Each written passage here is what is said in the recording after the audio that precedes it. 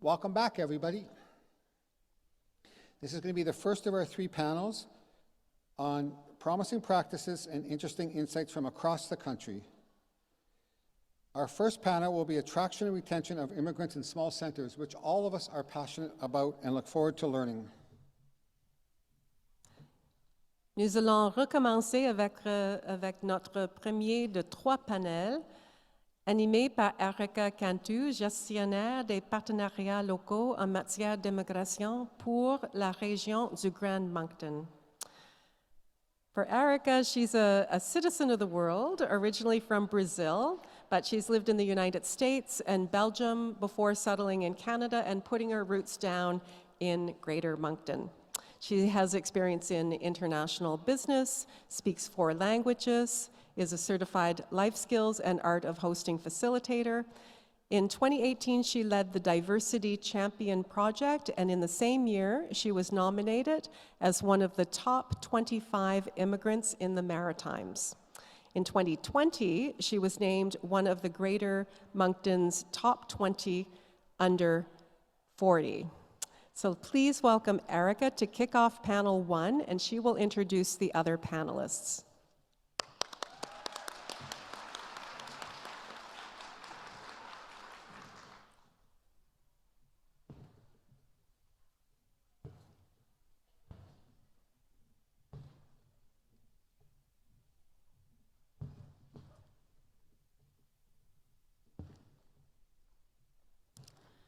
Bonjour à toutes et à tous. Merci tout le monde. Hi, everybody. It's been a pleasure to be here and to be the moderator today.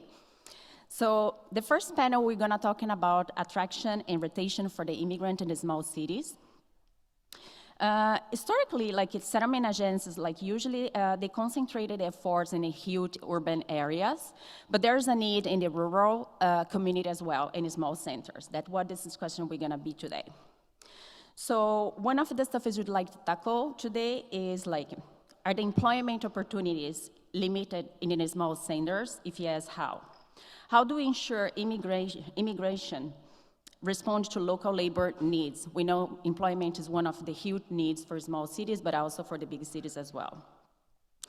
What are education challenges and opportunities in a small city? Quelles sont des lacunes entre les langues et les services dans le centre petit? Quelles sont les meilleures pratiques et des recommandations pour enlever la rétention des nouveaux arrivants? Donc aujourd'hui, nous avons 4 panélistes, and we're going to start with Kathryn Dennler. Kathryn Dennler is a research associate too in the immigration knowledge area at the Conference Board of Canada. Dr. Dennler brings with her a long and stated dedication to immigration issues. She was working in immigration as a research, educator, and services provider for over 15 years and across 5 countries. Her research focused on the immigration system, designing as well how immigration and settlement policies shape community and everyday lives immigrant. Dr. Dennler most recently research was to examine the post-secondary immigration pathway of the former international students. She earned a PhD in geography at the York University in Canada, outside of her work with the Conference Board of Canada. Dr. Dennler uses her research and writing skills to build the capacity of the agencies that work with refugees on the move. She also enjoys reading fiction, hiking, and swim. Dr. Dennler is based in Toronto, Ontario. Let's all clap it for Dr. Dennler.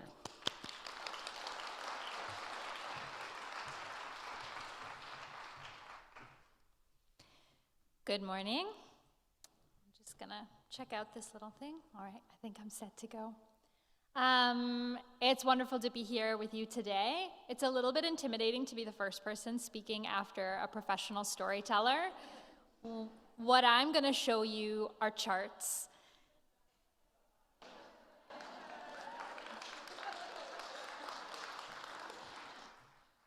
But it's okay, because it is a story that I'm trying to tell, and it's a story that we're telling with research and data about how important it is to settle immigrants well in Canada, and particularly in small and rural communities, and what an important role is played by the settlement sector, which is many of you in the room, as well as the kinds of partnerships that the settlement sector forms with other actors. So it is a story, it's just told in charts.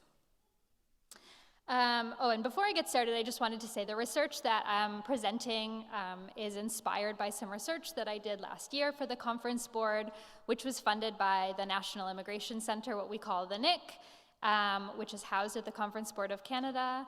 And all of our NIC research is available at no cost on the Conference Board website. The charts I'm showing you I actually made specifically for this presentation, so you won't find these same charts in the presentation, but the kind of concepts and the research are there. So I just wanted to kind of start by telling you what it is I'm going to tell you. So these are kind of the main two takeaways that I would like you to hear from this presentation, which is that as the Canadian government is increasingly looking to pursue regionalization in terms of its immigration policies, we don't have a settlement we don't have a similar policy, which is to regionalize settlement. So if settlement is going to work and regionalization is going to work, these two need to work together in concert. So we don't have the settlement strategy to support kind of regionalization. And I'm going to look at this through the lens of IRCC-funded settlement services. This is something that I think all of you know, but I talk to a lot of different audiences and not everybody knows it. So it's good to make sure that we're all on the same page. So as of course you know, settlement services are a critical component to welcoming immigrants. They improve immigrants' health and well-being. They also support retention goals, and retention is of course really the outcome that we're trying to seek with regionalization. It's one thing to have people move to a small community, but it's much more meaningful if they stay. IRCC is the largest funder of settlement services, and so IRCC decisions and funding really shape the landscape of the sector. I put up the names of the 6 core direct service types, and the reason I put them up there is because I'm going to be referring in some of the charts later in terms of which settlement service types are available, so I just wanted to make sure people had a chance to see what are these 6 settlement service types. In addition to funding direct service types, IRCC also funds indirect services as well as services for particular communities, but my focus today is kind of these 6 service types that are up here. So how are we doing at the moment in terms of providing settlement services in small and rural communities? IRCC's geographic footprint is large and it's expanding. I'm looking here at the services that are available across Canada with the exclusion of Quebec, because in Quebec the funding model is a little bit different and it works a little bit different. And the counts that I have here about the service types and the availability of particular service types in particular locations comes from data from the iCare database, which I think you're very familiar with. And from the iCare database, we can see that IRCC is providing services in more than 600 communities, again, excluding Quebec. And it's also expanding, as I said. In nearly 100 communities, there hadn't been any services provided in 2019-2020, but 5 or more clients received services in 2020-2021. And that's significant because it was also a pandemic year. So in spite of the pandemic, there were services provided in communities during that pandemic year that hadn't been served in previous years. Nonetheless, there are still gaps that remain, so we're going to highlight that in a couple of slides. So for the purposes of this presentation, I was really focused on recent immigrants. So recent immigrants being people who landed between 2016 and 2021. And so the chart you see here, the bars reflect the number, not of all immigrants in the community, but the number of recent immigrants in the community. And the dots with the lines represent the percent of the population of that community who are recent immigrants. So again, this isn't all immigrants, this is recent immigrants specifically. And I got this based on census data. This is CMA, census metropolitan areas, or census agglomerations that have fewer than 50,000 residents. And I found there are 17 communities that have more than 600 recent immigrants in them. And you can see from the dots and the the dots and the little line between the dots, that many of these communities that I've put up here have a higher proportion of the population that is recent immigrants than Canada as a whole.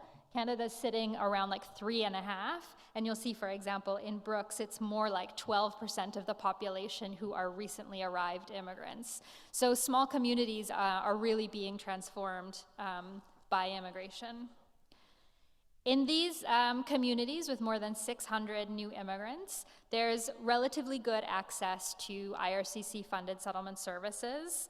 I didn't find any of these communities that were listed on the previous slide. None of them had 0 service types or 1 or 2 service types. They all had services being provided. A couple of the communities had 3 to 4 service types delivered in 2021, 2022, but the vast majority had 5 or 6 service types delivered.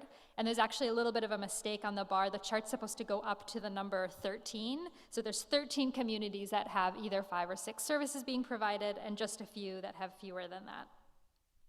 And the reason I show you how many service types are available is it's not just enough for there to be an IRCC-funded settlement service agency in the community, but if they're not funded to provide the type of service that you need, it's not as useful. So I think it's important to not only look at where are the services, but what are the types of services that are accessible. So now I've made a second chart, a little bit similar to the previous one. This is for small centers that have between 200 and 300 recent immigrants. So still a substantial number of newcomers arriving in the communities. Again, it's from census data. Many of these communities also, I should add, have hundreds of immigrants with temporary permits, but this is specifically permanent residents.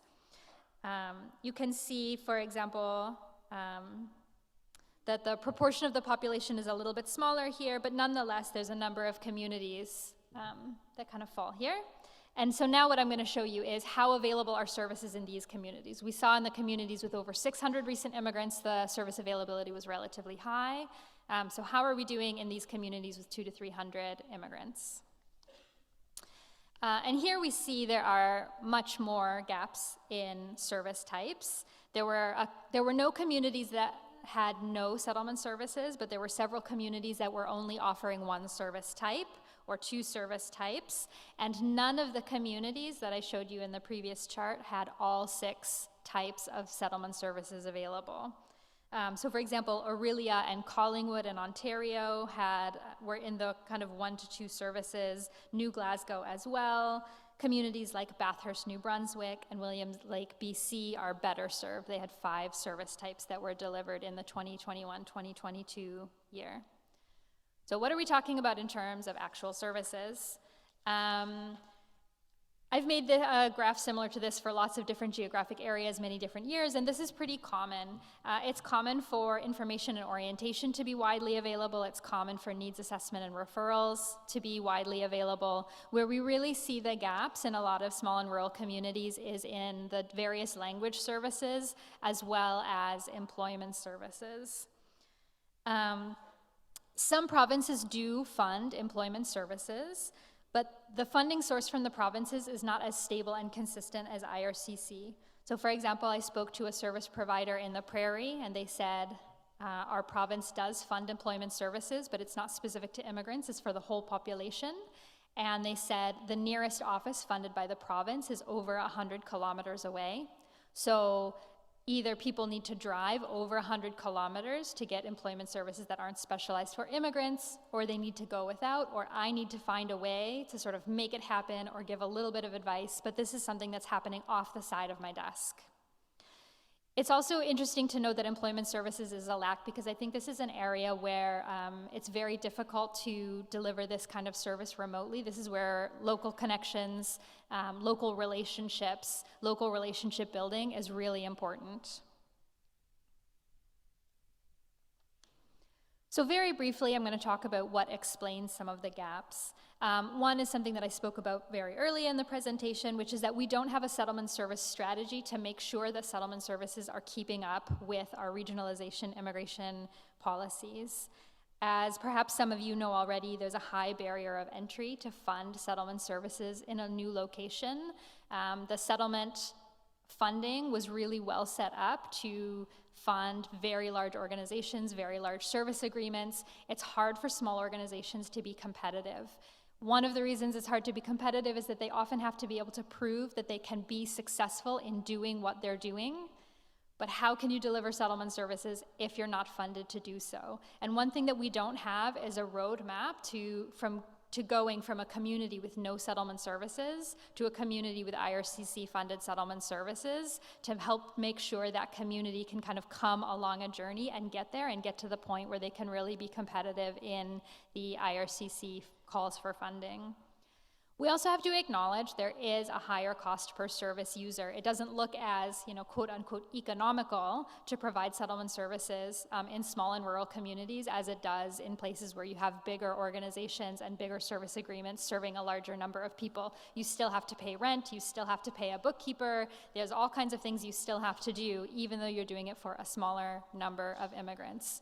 But at the same time, there's kind of a tension, which is that without settlement services in small and rural communities, it's difficult to really create that welcoming environment. It's difficult to get all the stakeholders to the table. It's difficult to drive those retention goals. I've put a couple of issues on the side. I'm not going to speak about those things, but those are some things that may come out in the discussion with my fellow panelists and things we can talk about in the Q&A. So I will leave it there. Thank you.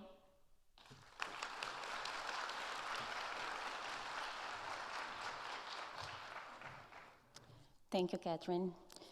It's important to see how even the status of the immigrant can play a role, especially in a small city. So they not only doesn't have the services, but also the state might not allow them to have the services as well, right? So thank you. Just one little thing I forgot, the questions will be taken at the end of all presentations. J'avais oublié de dire que toutes les questions seront prises à la fin de toutes les présentations. OK. Pour notre prochaine panéliste, nous avons Elisabeth Kaminski. C'est analyste des politiques à la Direction générale des politiques d'établissement et intégration des migrations réfugiés, Citoyenneté Canada. Elisabeth a travaillé sur la politique d'immigration au marché du travail pour les nouveaux arrivants au Canada sur 2 programmes. Le programme d'immigration du Canada Atlantique et le projet pilote d'immigration dans les communautés rurales et le Nord. Elle possède une vaste expérience des opérations et des politiques acquises pendant les 15 ans dans le domaine d'immigration et établissement, autant des niveaux provincial et fédéral. Elle est titulaire de maîtrise des études sur l'immigration et établissement de l'université IRCC, où elle a rédigé son principal mémoire des recherches sur l'évolution de la défense des droits dans le secteur d'établissement des immigrants à Ontario. Let's say welcome to Kathryn.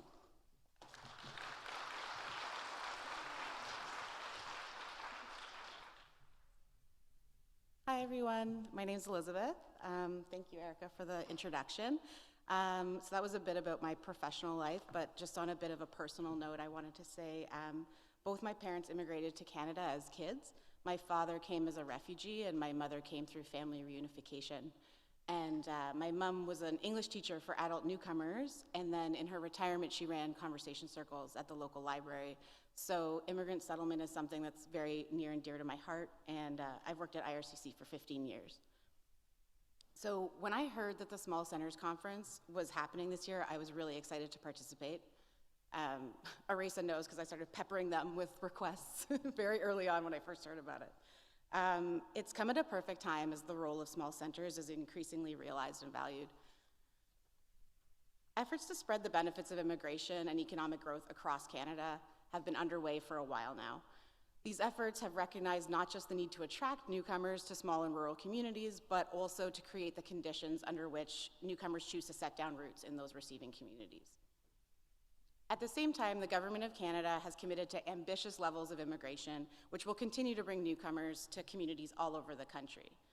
And our Minister Fraser has a mandate commitment specifically to ensure that immigration better supports small and medium-sized communities that require additional immigrants to enhance their economic growth and social vibrancy. So the importance of this work has never been greater. IRCC's settlement program's objective is to support newcomers in integrating into the social, economic, and civic life in Canada. And we know that people are more likely to integrate and stay in small communities if they feel welcomed, if they have social ties in the community, and if they have good employment opportunities. The settlement program certainly has an important role in contributing to those conditions. With this, I want to take a moment to share some of the work IRCC has been doing to address attraction and retention of immigrants in smaller centers, and maybe provide a bit of a counterpoint to Kathryn's presentation. As I thought of the work that's being done in this area, the thing that stood out to me the most was a theme of accessibility. So how we find a way to ensure that newcomers, no matter where they settle in Canada, are able to get on their feet and get the information and the supports that they need to start their new life. I want to highlight 3 ways we address service accessibility in smaller communities. The first is through working with non-traditional partners, people like local employers and other funding partners to create those welcoming communities. The second is how hub and spoke models or satellite offices can bring settlement services to smaller communities to help them retain their newcomers. And the third is how we can leverage technology to serve clients no matter where they're located. So on the topic of non-traditional partners, I'd like to mention 3 initiatives that IRCC has undertaken in the last few years to address attraction and retention of newcomers in small communities across Canada. Those are the Atlantic Immigration Program, or AIP, the Rural and Northern Immigration Pilot, or RNIP, and the Welcoming Francophone Communities Initiative. So the AIP was launched as a pilot in 2017, and it became permanent in 2022. It's an employer-driven economic immigration program that seeks to attract and retain skilled immigrants to Atlantic Canada to address the demographic and economic needs in the region. As many of you know, the Atlantic provinces have historically had much lower rates of newcomer retention than other parts of the country. So the program was specifically designed to try to lead to long-term retention of newcomers. So for the first time, applicants to the program are required to have an individualized settlement plan, and employers are required to commit to creating welcoming workplaces and to supporting their newcomer employees' integration. The program design really highlights how employers who are clamoring for skilled workers are an important piece of the settlement puzzle. As a pilot and now a permanent program, the AIP has welcomed over 18,300 principal applicants and their families into the Atlantic region. A 2020 evaluation of the pilot found that over 90% of AIP applicants were still living in the region after 1 year. That figure drops to 78% 2 years after arrival, which is still higher than historical retention rates in the Atlantic region. These new permanent residents have helped communities to thrive, businesses to prosper, and the region's population to grow. Recently, PEI was able to reverse a long-standing demographic trend and is now the fastest growing province in Canada. But something I want to highlight about the AIP is how employers in rural areas have been stepping up to create conditions for retention. For example, in Chipman, New Brunswick, where J.D. Irving is a large forestry employer, one of the barriers for newcomer integration was the lack of affordable housing for newcomer families. So the village government and JDI Woodlands Division partnered to found the Chipman Housing Authority to build mini homes for newcomers to live in initially until they could afford to purchase a home in the area. JDI also hired a language trainer for Brazilian temporary foreign workers who were working at a logging camp where there was no language trainer in the area. And then in Medica, Nova Scotia, Riverside Lobster employs more than 300 workers, many of whom are new immigrants or temporary foreign workers. And in order to retain their workers, Riverside has purchased homes and duplexes, trailers, and a motel to house workers, and they also offer daily transportation from Digby and Yarmouth. And they also built a subsidized daycare for workers' children. They also offer language training for employees during lunch breaks. The second initiative I want to mention is the RNIP, which we launched in 2019, and in it, IRCC partners with local economic development organizations in 11 smaller or more remote communities in Northern Ontario and Western Canada. Those economic development organizations are responsible for bringing together all of the local stakeholders, which include employers, service providers, LIPs, RIFs, and municipal leaders to work together on selecting and welcoming newcomers who can fill vacancies in their community. To support retention in the RNIP, community partners have committed to championing the benefits of immigration to the community. They've also committed to matching newcomers with established members of the community for mentoring and support, and they've committed to connecting newcomers with settlement services and other core services after they arrive. Based on surveys of RNIP employers and newcomers, we've learned that employers in RNIP communities have been stepping up and providing services like airport pickups, welcome packages, help with finding temporary housing, and other things that go a really long way to make a person feel welcomed. And when we surveyed RNIP newcomers to ask them about their reasons for why they've chosen to stay in the community that they're in, the top cited reasons were that they enjoyed living in a small or rural community, that they liked their job, and they felt welcomed. So I think this really highlights how both economic and social factors play a role in retention. For anyone who wants to learn more about the RNIP, I, along with another IRCC rep and 2 reps from settlement service providers in RNIP communities, will be doing a workshop about RNIP later on this afternoon. I also want to mention IRCC's Welcoming Francophone Communities initiative, which involves 14 regions that have been selected to attract, integrate, and retain French-speaking newcomers in their host Francophone communities. This initiative is a central pillar of the Francophone integration pathway, which is at the heart of the Government of Canada's priorities and the Action Plan for Official Languages 2023 to 2028. It aims to support the vitality of Francophone and Acadian communities and the successful integration of French-speaking newcomers. Many of the welcoming Francophone communities are in smaller centers, such as the Seine River region in Manitoba, the Evangeline region here in PEI, and Iqaluit in Nunavut. The initiative is co-led by IRCC, Francophone communities outside Quebec, the 13 RIFs, or Francophone Immigration Networks, the Fédération des communautés francophones et acadiennes du Canada, or FCFA, and the Comité Atlantique sur l'immigration francophone, or CAIF. And it follows a community-based approach where the communities themselves are placed at the heart of the decision-making process. Since its inception in 2020, the number of French-speaking newcomers arriving in these communities each year has more than tripled, from 368 to 1,378 in the 2022-23 fiscal year. So the AIP, the RNIP, and the Welcoming Francophone Communities Initiative have provided interesting test cases or interesting case studies in what brings newcomers to smaller communities and how their decision to set down roots and stay in those communities is often a combination of factors, some that are within the scope of government-funded settlement sector and others that require us to work collaboratively with other partners, including employers, regional development agencies, local economic development organizations, municipalities, and the FCFA. Now I'd like to speak more to what Kathryn was mentioning about a concrete way that settlement services are spread across small communities. From the outset of the pilot of the AIP, we heard from employers that were located in rural and remote parts of Atlantic Canada. They wanted to hire immigrant talent, but there wasn't necessarily brick and mortar settlement organizations in those areas, as there hadn't historically been large numbers of newcomers there. And over the course of the AIP pilot, which was 5 years, as more newcomers were settling in rural areas, there was a substantial expansion of service availability throughout Atlantic Canada. For example, in Newfoundland and Labrador, the Association for New Canadians opened 7 satellite offices in smaller communities outside of St. John's, with an 8th opening this year. And they did that through a co-funded project between IRCC, the provincial government of Newfoundland and Labrador, and the Atlantic Canada Opportunities Agency, or ACOA.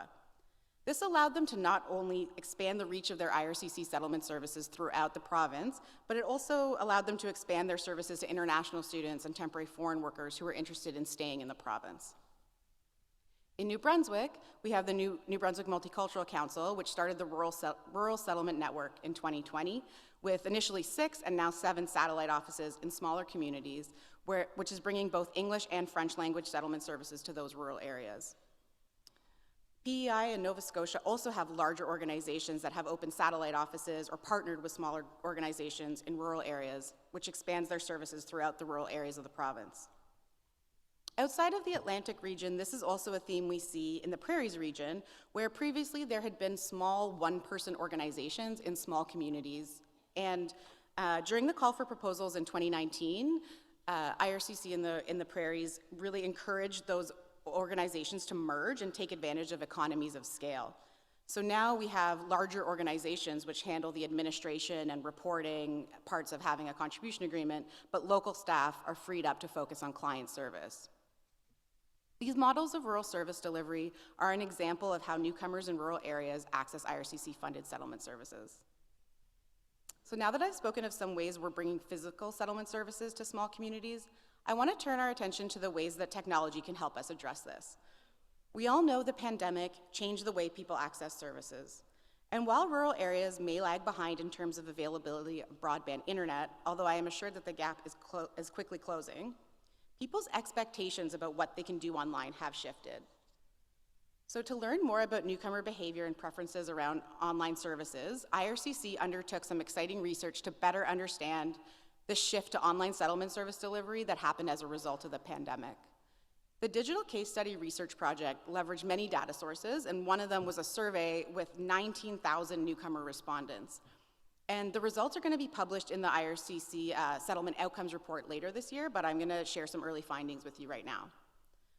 What we learned from the research is that the vast majority of newcomers have no issues accessing services online. 88% were comfortable using the internet for online settlement services. 95% of respondents own a mobile phone, and the majority of newcomers have access to a digital device, like a laptop or a tablet.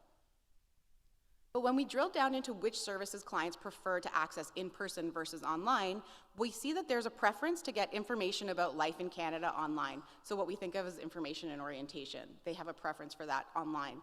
But services that involve socializing and understanding body language, so things like interview prep, networking, and social activities to make friends, people still prefer to do those services in person if possible. Generally, clients from economic categories prefer online formats for everything more than clients from non-economic categories in all areas except for networking with employers, where everyone prefers to do it in person. Client respondents to our survey seem to be split on whether they prefer to participate in language training online or in person, which I think points to the value of providing both modes of language training. So as we know, during the pandemic, there was much more online language training that started to be provided, and so now IRCC has a much more fulsome suite of both in-person, hybrid, and online options. Something I wanted to mention is that in the Prairies region, during the pandemic, they piloted a province-wide online language training model where language learners were referred to online language classes offered by providers throughout the whole province. They had a mix of language trainers in urban centers and then also in small communities, and learners who were participating had access to like a laptop lending library. So what we saw is that the pilot classes helped increase occupancy and enrollment in smaller communities where sometimes filling seats can be a challenge. And also clients living in small centers at a great distance from a language service provider also got to benefit from the classes. One more thing I want to mention, and then I'll be done, is something we're piloting via our service delivery improvement stream. And that's an access employment project called Connecting Canada that tests whether digitally connecting pre-arrival newcomers with employers in smaller urban and rural communities contributes to higher rates of newcomers' settlement in non-traditional landing communities. They're already seeing some promising results in getting pre-arrival clients to consider settling in smaller communities by getting them in touch with employers who are looking to hire newcomer talent. I think our moderator, Erica from Moncton, has firsthand experience with how this looks on the ground, where a hiring event in Moncton through Connecting Canada resulted in 9 newcomer families choosing to settle in Moncton after getting job offers from local employers. I think this project's really exciting because it uses technology to bring together settlement service providers, employers, and newcomers, and it helps to spread the benefits of immigration to smaller centers, something we can all agree is a worthwhile endeavor. So right now, it's such a great time to reflect on what we've learned from place-based immigration programs, from service delivery improvement projects, and different approaches to in-person and online service delivery in rural areas as we look towards CFP 2024, the next phase of the Welcoming Francophone Communities Initiative, and what will follow when the RNIP ends next year, which is why this conference couldn't come at a better time. Thank you for having me.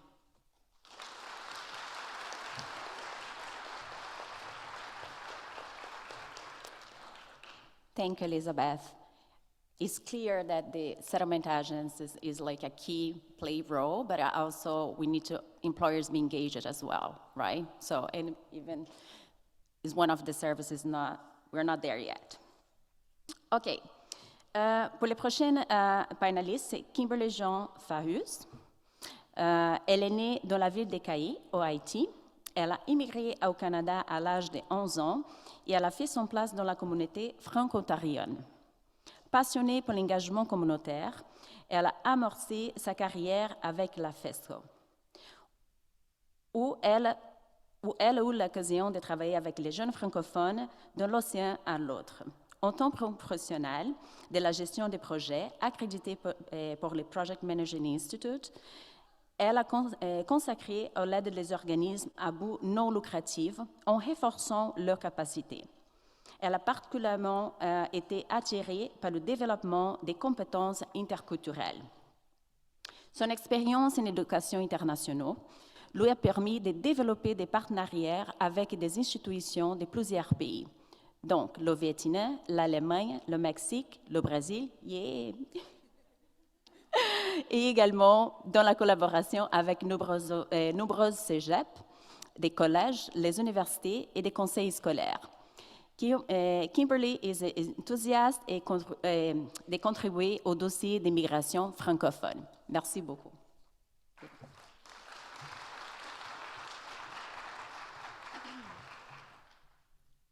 All right, I'll give you 10 seconds to get your headphone because as you can guess, I'll be speaking in French.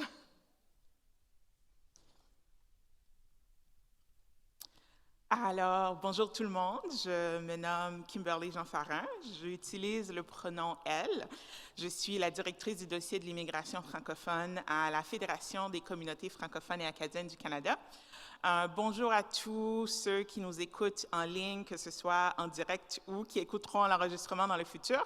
Donc, pour les gens qui m'entendent mais qui ne me voient pas, je suis une femme noire, j'ai des tresses et je porte une robe vert forêt.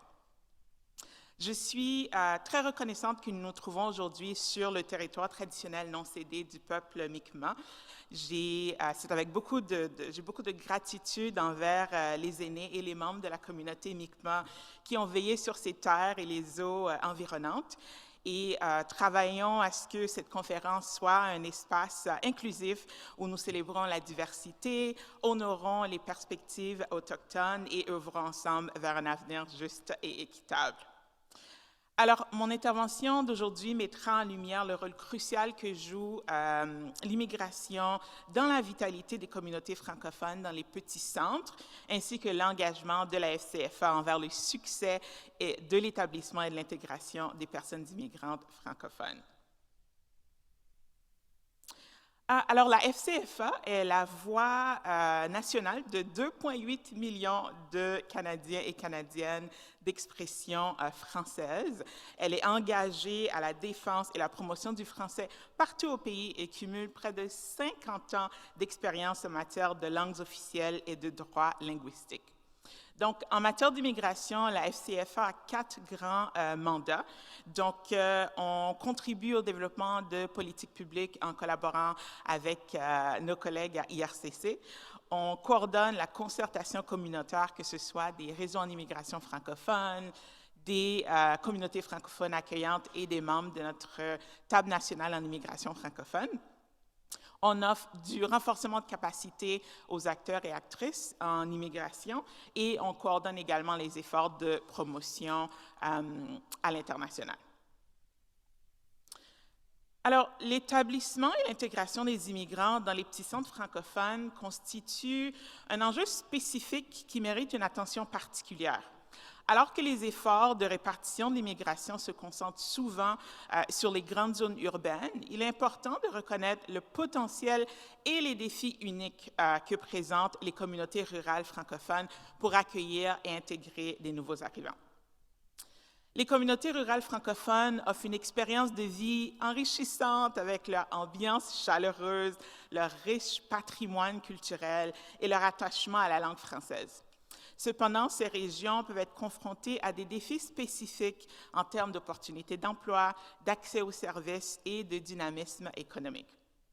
Donc, pour favoriser l'établissement et l'intégration réussie des immigrants dans les communautés rurales francophones, plusieurs mesures peuvent être mises en place, comme mes collègues ont déjà précédemment mentionné quelques-unes.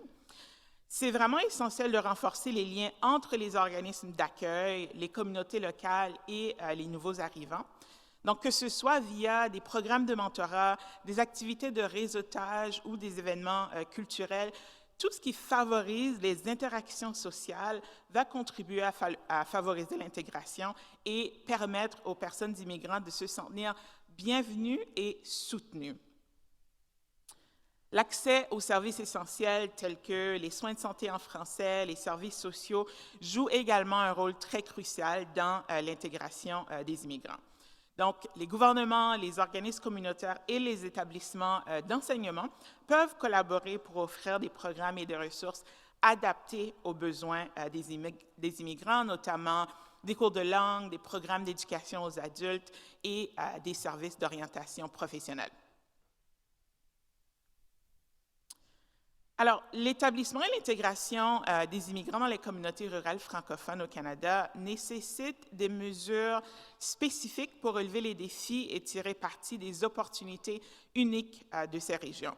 Donc, en renforçant les liens sociaux, en améliorant l'accès aux services, en favorisant le développement économique local, et en valorisant la culture francophone, nous pouvons créer des communautés rurales dynamiques et inclusives où les immigrants peuvent s'épanouir et contribuer pleinement à la vie communautaire francophone. L'immigration francophone vers les petits centres et les zones rurales représente des défis uniques pour les nouveaux arrivants francophones. Donc, bien que ces régions offrent un cadre de vie tranquille et préservent la culture francophone, ils peuvent également faire face à des obstacles spécifiques qui nécessitent une adaptation et une intégration particulière. Tout d'abord, il y a le défi de la langue.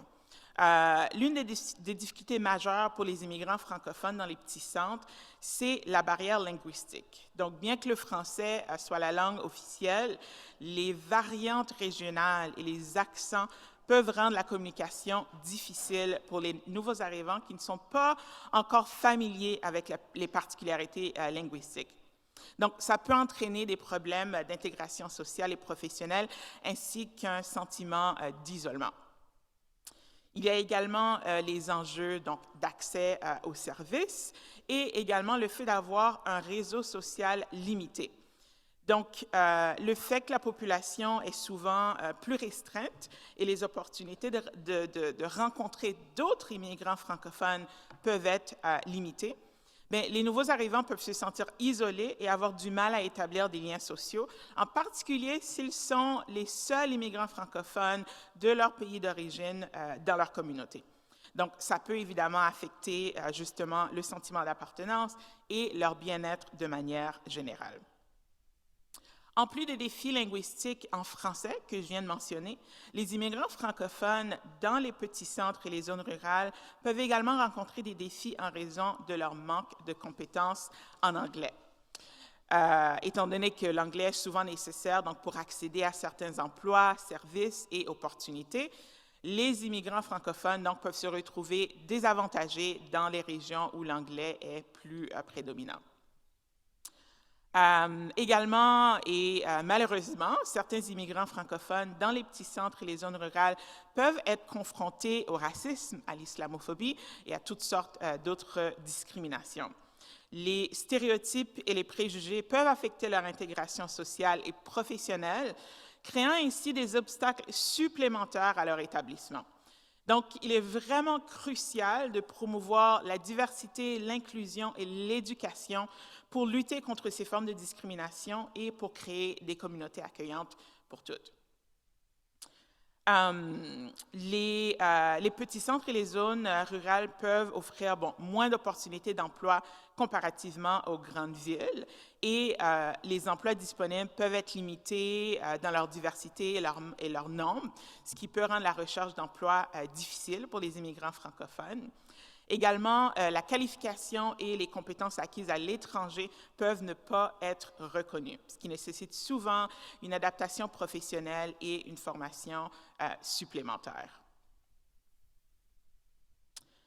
Alors, on est confronté à des défis uniques en francophonie, mais en travaillant ensemble, on peut créer un environnement accueillant et favorable à l'intégration et à la réussite des personnes immigrantes.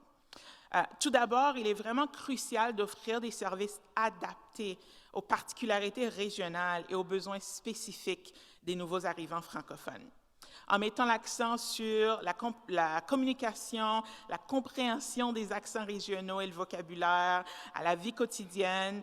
On aide les personnes immigrantes à se sentir plus à l'aise et à s'intégrer rapidement. De plus, on doit mettre en place des programmes d'accueil et de mentorat. Ces initiatives qui peuvent jumeler des nouveaux arrivants à des membres de la communauté afin de les guider, de les soutenir et de les aider à s'intégrer socialement et culturellement. Ces liens de mentorat sont vraiment essentiels pour créer un réseau de soutien solide. Il est également important de fournir des ressources d'emploi et de formation adaptées, encore une fois, aux besoins des immigrants francophones dans nos communautés rurales, en leur donnant accès à des informations sur les opportunités d'emploi, des formations professionnelles et des services d'aide à la recherche d'emploi.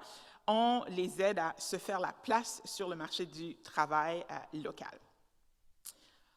En organisant des événements communautaires et culturels, nous créons des occasions d'interaction entre les nouveaux arrivants francophones et des membres de la communauté d'accueil. Donc, célébrer la diversité culturelle et linguistique renforce le sentiment d'appartenance et même de fierté dans la communauté locale francophone. Enfin, il faut également mener des campagnes de sensibilisation et de promotion pour informer nos concitoyens des avantages de l'immigration francophone dans nos communautés rurales, en soulignant les contributions des personnes immigrantes francophones à la croissance économique, à la diversité culturelle et au renforcement de la vitalité de nos communautés. Nous encourageons l'acceptation et l'inclusion. Alors, je termine avec ça, et si vous souhaitez en apprendre davantage sur l'immigration francophone, la FCFA publie 2 fois par année le magazine Symposium Plus, avec des articles, justement, des intervenants du secteur.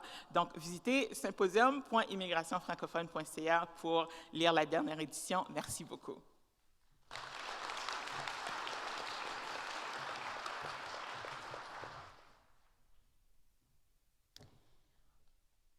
On dit normalement que le français, on apprend, l'anglais s'attrape.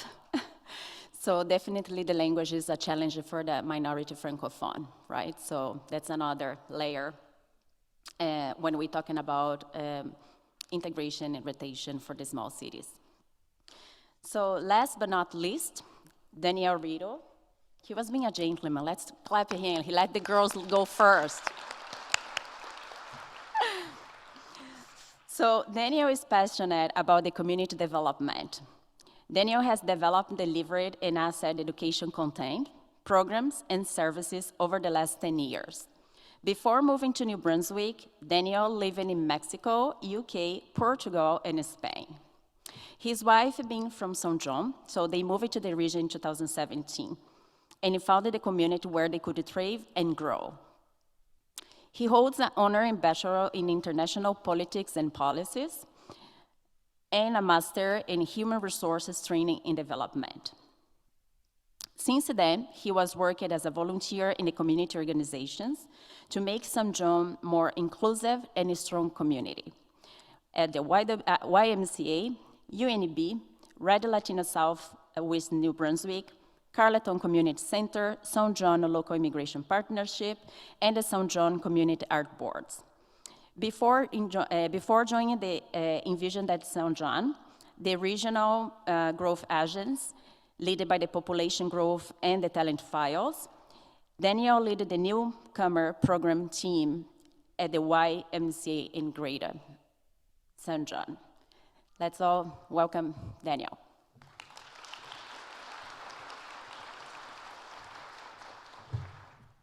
Obrigado, Erika. Good morning, everyone. Thank you, everyone, for being here. I'm going to try to go fast so we don't delay lunch much.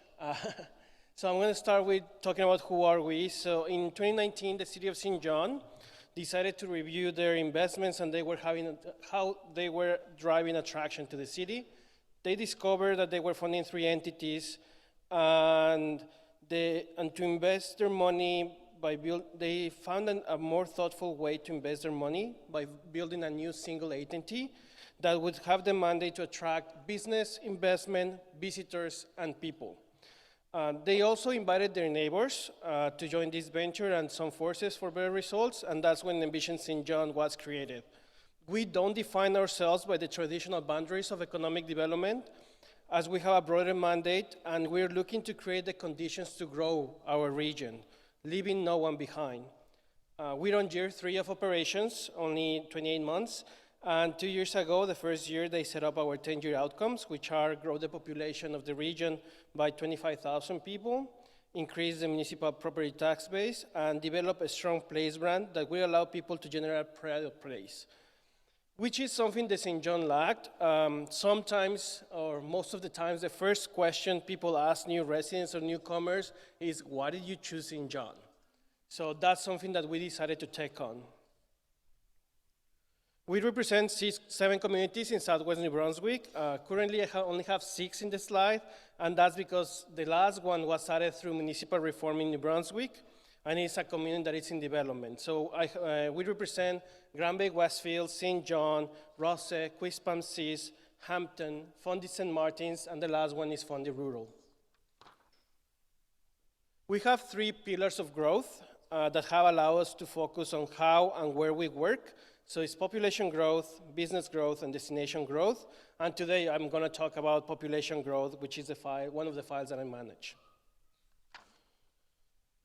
As an agency, as you remember, we started by developing a place brand on our year 1. The process, it was very thoughtful, and as I mentioned, that was a gap in our community.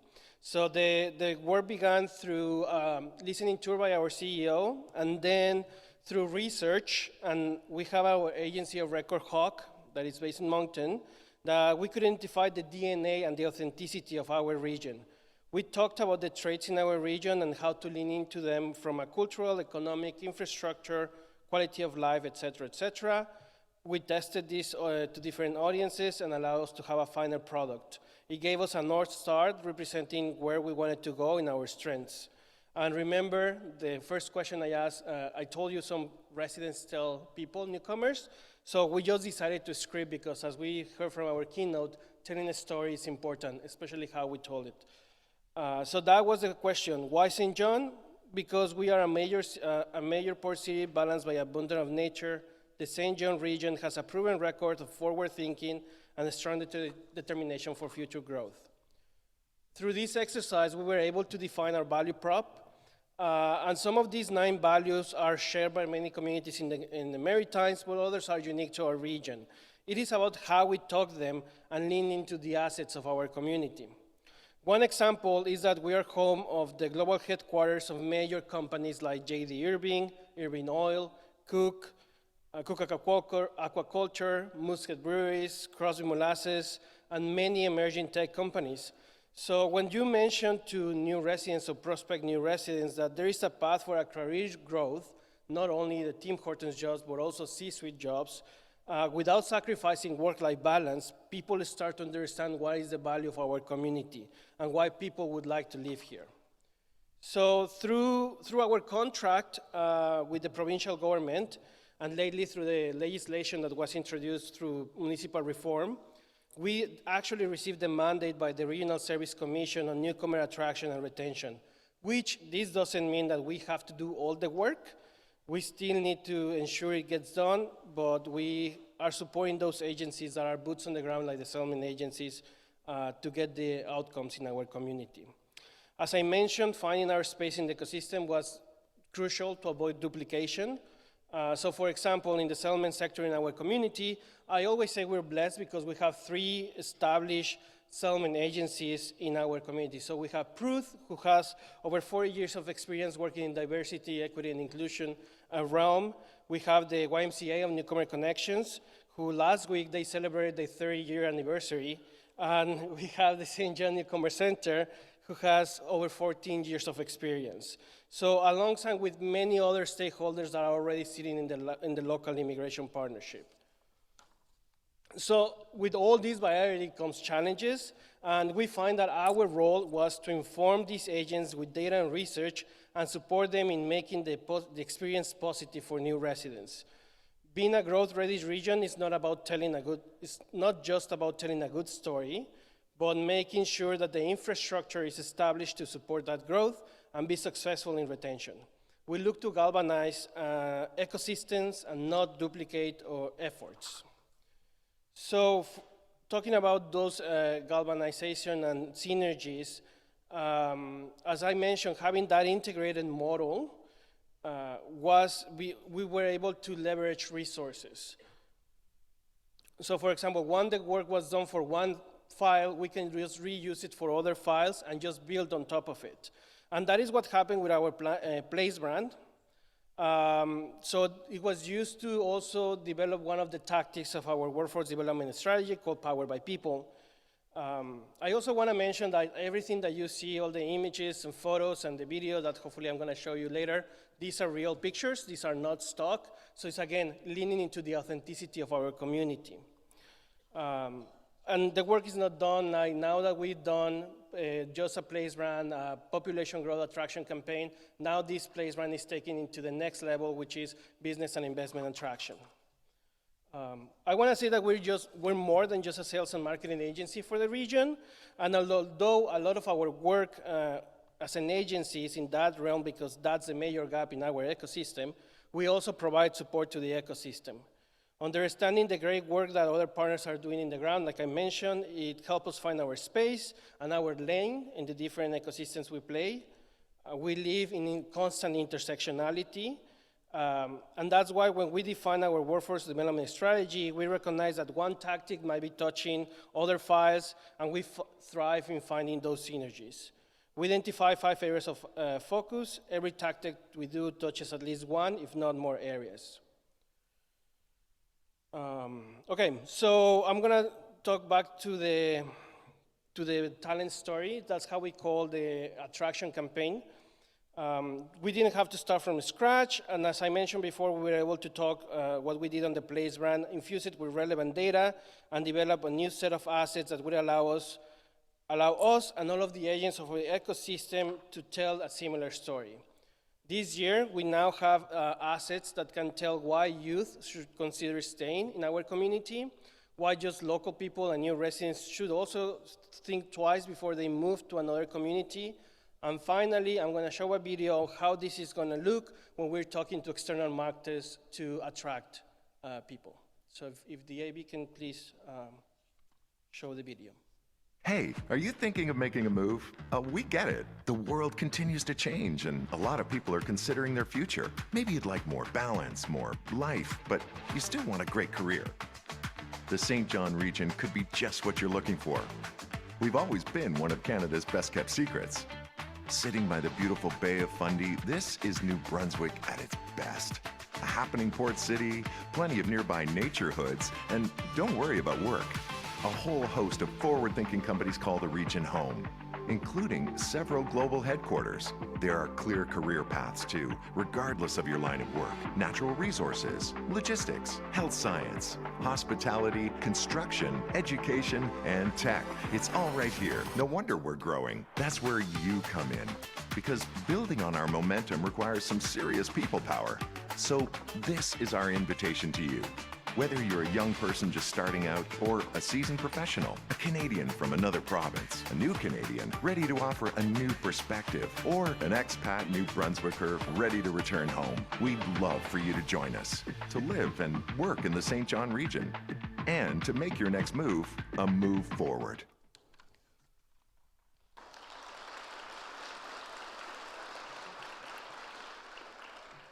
As I said, we're on year 3 of operations. We are doing great things and making progress. I'm gonna walk through these. Oh, next one. Yeah. 3 examples of the work that the region is doing in collaboration with the settlement ecosystem. So as I mentioned, one of our mandates is also to attract visitors. So we do manage the Visitor Information Center. We turn them into a welcome center. And now our staff and the different staff from the tourism sector receives information for new residents. It was just anecdotal that we know that new residents would go there to ask for information. So now that we actually have data from last year, our pilot, we know that it's between 5 or 10% of the visits to these centers that they are new residents. So what we did was training these new residents to guide them to the correct supports, to the settlement agencies that they do know how to work and how to do the groundwork for them. Out of these stems out my second example, which is a new resident map, which is what was a gap identified by new residents. It was complicated to navigate the system of support. So basically, we did a one-pager with all of the different supports and all of the different agencies. And although it sounds very simple, having our agency owning it is now very easy because now we do have the responsibility, because it's part of our operations, to actually renew it and continue on the work year to year. Finally is the connector programs. So there was a lot of noise in our community that we needed that connector program from Halifax Partnership. And what we did, we convened the ecosystem and looked at what programs were connecting people. That not necessarily were called connector programs, but they were connecting people somehow. At the end of the day, we did realize there was a gap, and one of the agencies actually submitted a proposal to the provincial government, and they are doing a new program that is connecting professionals, but that was some of the examples of where we are talking about convening the people and supporting the ecosystem. Thank you, everyone.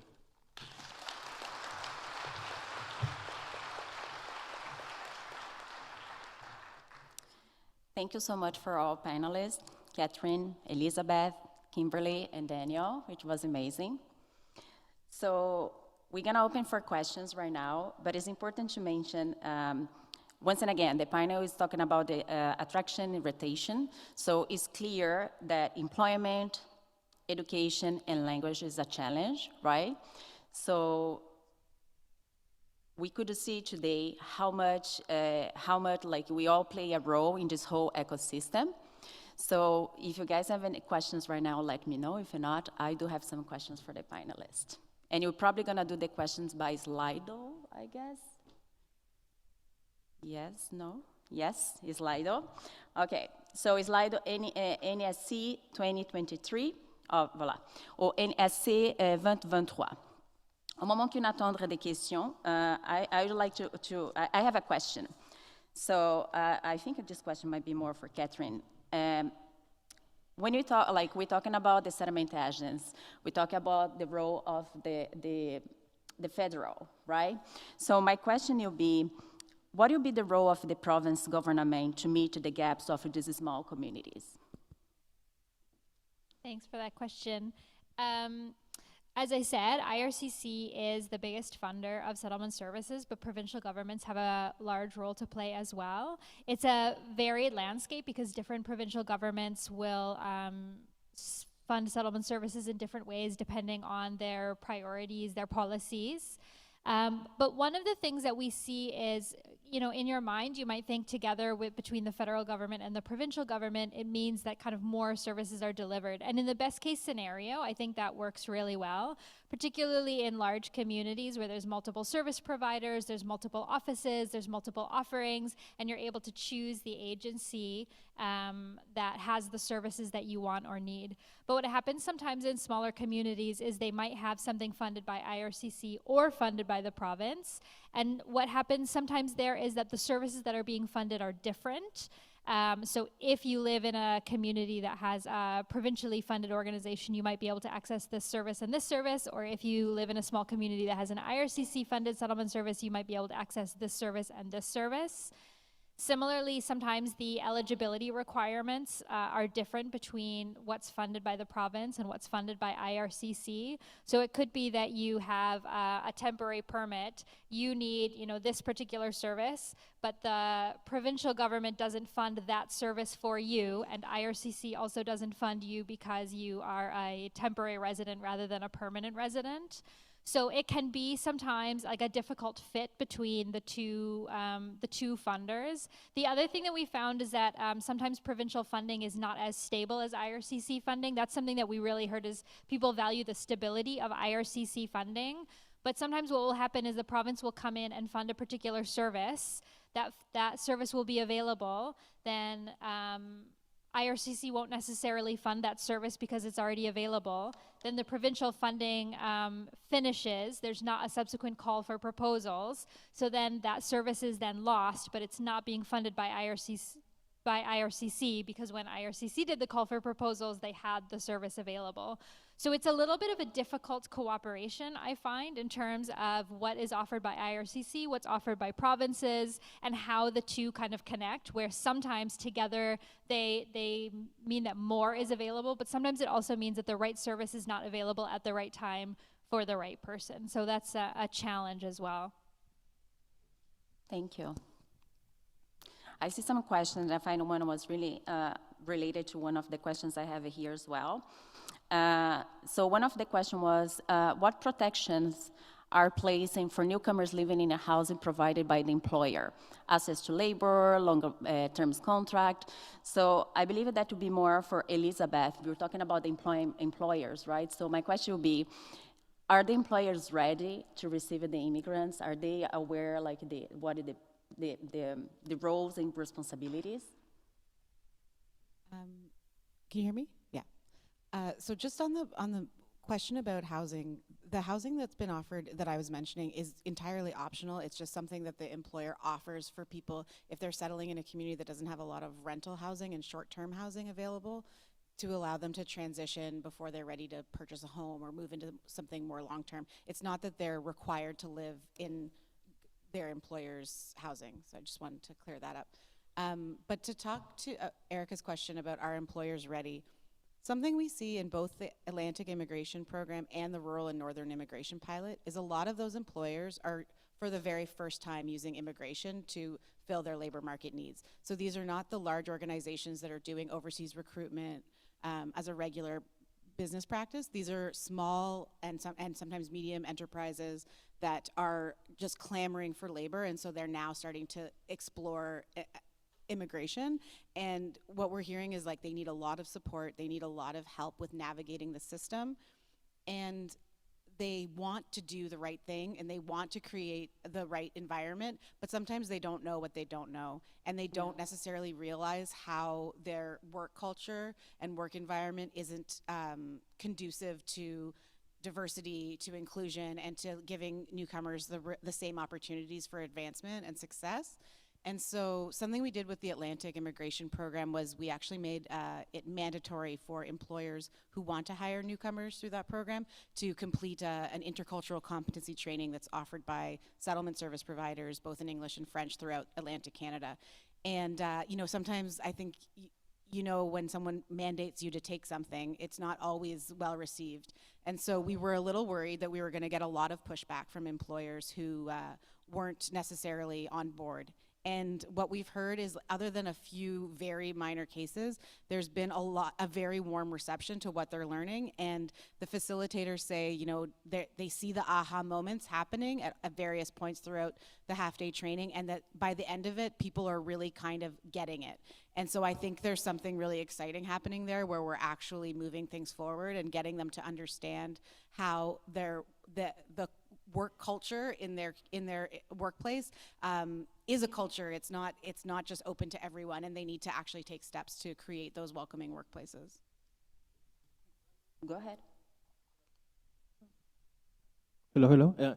If I may add, also, like, specifically for the example of Chipman, JDI, a lot of people just roll their eyes because, oh, they're JDI, they're a huge company with all these resources, when in reality, it's just a bunch of small and medium enterprises tied together. And everyone started somewhere. So even though they seem to be the major game player, and this is because we work closely with them. I remember talking to some of their staff that was involved in the achievement. Was like, we just did that because we realized that was a gap. So, and everyone, they've been doing this for 10 years now, probably 7 years, and they started with 10 staff, like bringing 10 staff internationally. Now I think they're on the thousands bringing people, but I think all of the employers, it's a little bit of demystifying that it's complicated for employers, it is, but also that there are supports and like how they can leverage the supports of your community. And I think that's the key part, because I'm sure a lot of the settlement agencies are there happy to support employers if it means that they will bring more clients in through their doors and using their services. Yeah, definitely. I lost one of the questions. I have like one question that I find was really nice, like the lack of settlement support for temporary residents. So, yeah, anyways, I kind of remember a little bit. So the point is, sometimes depending on the status the immigrant has, like he cannot have access to all services, right? So, but what happened, the question I think was pretty much like that. What happened when they not have, like there is no services for that region? You know, what the region should do to support these newcomers, independent of like the status. Go ahead, Danielle. I think you know.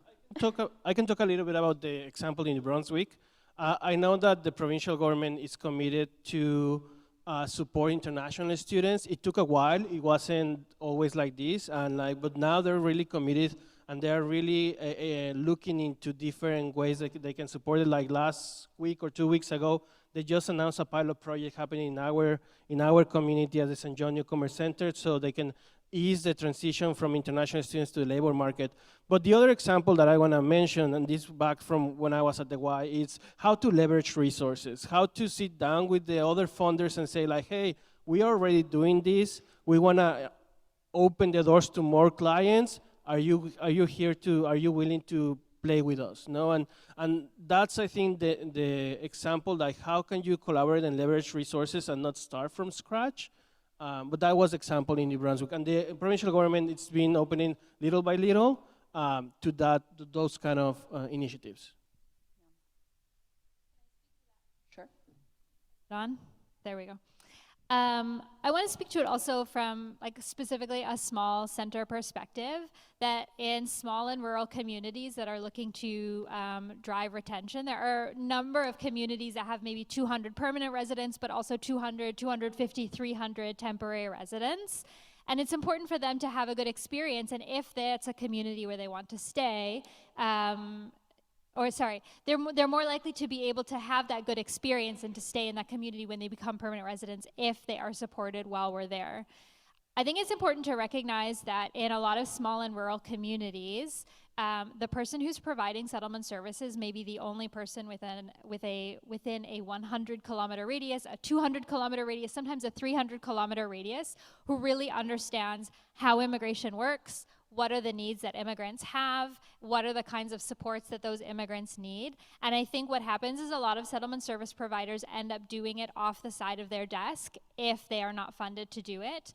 Because the reality is, if a temporary resident doesn't come and get help there, where are they going to get that help from? What is going to happen to that person? Who's going to support that person? It's important for provinces to keep in mind that that's not currently funded by IRCC. I think it's also important for communities to get together and talk about what is the kind of support that's available and try to be really transparent about what support is available in this community for these individuals. Do we want to keep these individuals in our community? How can we support them to do so? How can we make the funding available? How can we reduce the pressure on settlement service providers to be able to support those individuals who may be future permanent residents of the community? Thank you. We have a few more minutes, I think just one more minute, but I have a question for Kimberley. Quand on parle de la communauté francophone, donc c'est quand même une communauté minoritaire. Donc est-ce que vous pensez que le défi de la communauté francophone, c'est le même défi de la communauté anglophone immigrant? Absolument pas. Non, les personnes, le fait d'être francophone et surtout d'immigrer dans une région rurale amène des défis supplémentaires qui sont très importants. Donc, l'isolement, le fait de ne pas avoir des co-citoyens avec qui on peut parler en français, le fait de ne pas nécessairement avoir des gens qui ont la même race que nous, la même religion, le fait de ne pas nécessairement avoir des moments de socialisation dans notre langue, ça rend les choses très, très, très difficiles. Et ça contribue également à ce qu'on c'est avec ces interactions sociales-là qu'on comprend, qu'on développe les compétences interculturelles. Donc, ça peut un peu retarder, vu qu'on n'a pas nécessairement la chance d'interagir avec des gens de notre communauté. Donc, bien sûr, il y a des défis au niveau de l'accès aux services, mais également un défi au niveau de l'isolement pour les personnes immigrantes francophones. Et j'imagine qu'il y a un défi aussi au niveau d'employabilité. Tout à fait. Quand vous parlez français. Merci à tous. Nous avons toutes les questions, mais it's time to have a lunch. I think we're all hungry. Mais je voudrais remercier tous les participants. C'était vraiment super. And thank you, everybody. And have a good lunch, I guess.